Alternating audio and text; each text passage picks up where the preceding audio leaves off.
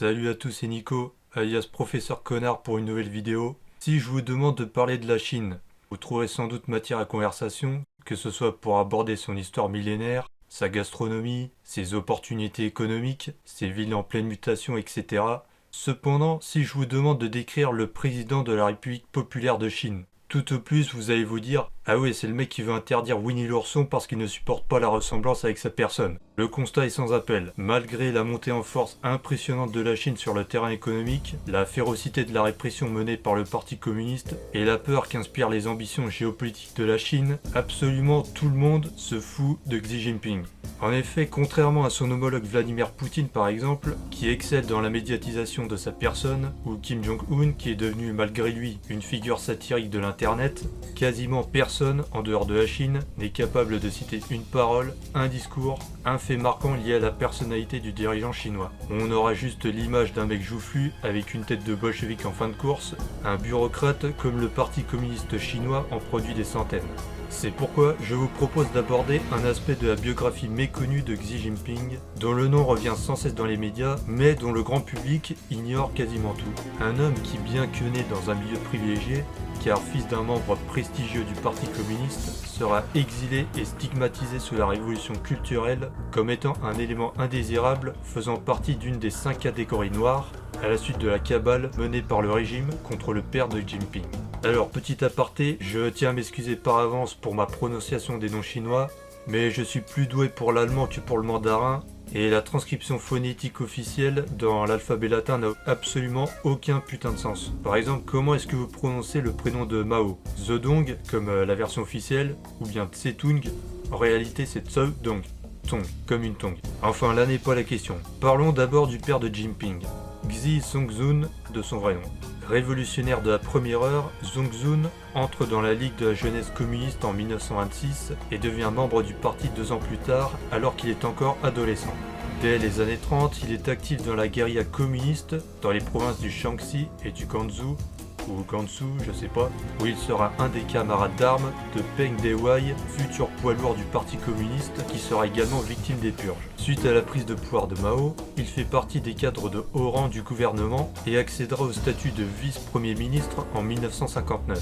Aujourd'hui célébré par les médias officiels chinois comme un des réformateurs qui a permis le développement économique de la Chine, aux côtés de Deng Xiaoping, l'homme à l'initiative des zones franches d'exportation qui ont permis l'ascension fulgurante de la ville de Shenzhen, Zongzun a pourtant dû être réhabilité après sa mise à l'écart par le parti.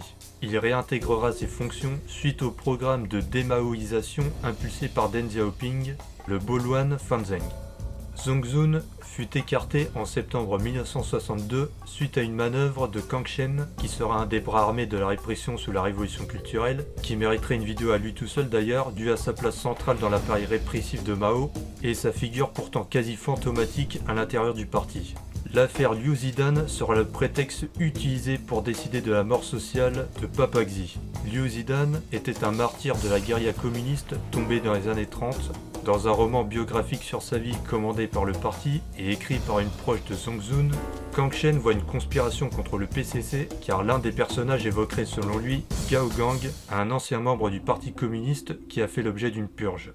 La proximité de Zongzun avec le maréchal Peng Dehuai, également purgé après avoir critiqué les politiques du grand bond en avant, sera également utilisée comme un motif de culpabilité.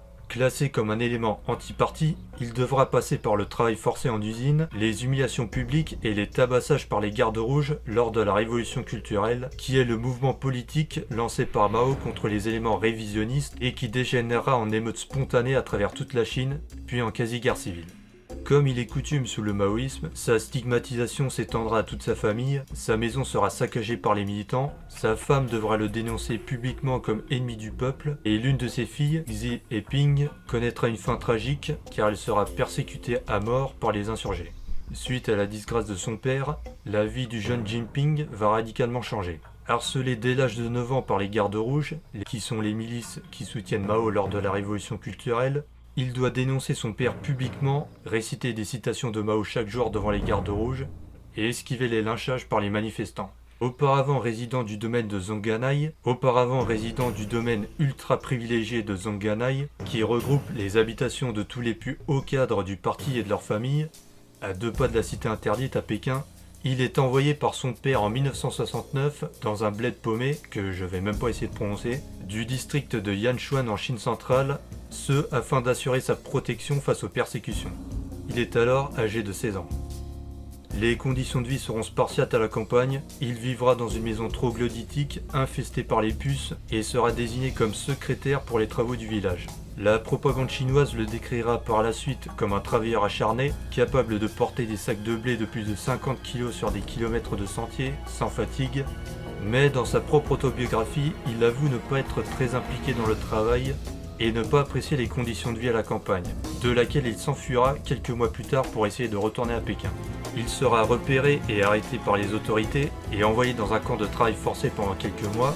Il retournera au village dès sa sortie et passera 7 ans de sa vie à faire des travaux agricoles. Il décrira dans son autobiographie cette expérience comme fondatrice, la dureté de la vie à la campagne l'ayant fait ouvrir les yeux sur la condition du prolétariat chinois et ayant forgé entre lui et les masses populaires un lien éternel. Sa demande d'adhésion au Parti communiste sera acceptée en 1974 après 10 tentatives.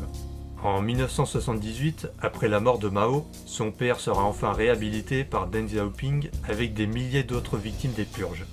Zhong Xun put alors faire jouer de nouveau ses connexions au sein du parti pour faciliter la carrière de son fils. Et celui-ci connut effectivement une carrière brillante, sans faux pas ni dissidence, qui le conduira en 2013 à la présidence de la République populaire. Malgré les temps difficiles qu'a vécu la famille Xi sous le règne de Mao, Jinping se montre assez complaisant à l'égard des excès de la grande révolution culturelle prolétarienne depuis son accession aux plus hautes sphères du pouvoir. Ainsi, dans les nouvelles éditions du livre de propagande officielle Une brève histoire du Parti communiste chinois, un chapitre entier dédié au chaos politique sur la révolution culturelle, décrite comme une décennie catastrophique pour le peuple chinois, sera purement supprimé. Contrairement à l'édition précédente, publiée sous le mandat de Hu Jintao, aucune mention n'est faite de la responsabilité personnelle de Mao dans les troubles. On rappelle juste le grand combat du timonier contre la corruption et les privilèges des élites. Winnie l'ourson est-il parti pour suivre la route du grand timonier? La concentration du pouvoir qu'il a opéré depuis 2013, la répression féroce de la minorité ouïghour, ainsi que ses règlements de compte avec les autres factions du Parti communiste sous couvert de lutte anticorruption, conduisent certains observateurs à l'accuser de préparer l'avènement d'une seconde révolution culturelle. Rappelons cependant que ce révisionnisme historique sert avant tout les objectifs de lutte interne entre le clan Jinping et les autres clans à l'intérieur du PCC. L'histoire du Parti communiste est régulièrement utilisée comme un outil par ses membres, de manière opportuniste, afin de promouvoir leur vision et faire avancer leurs intérêts.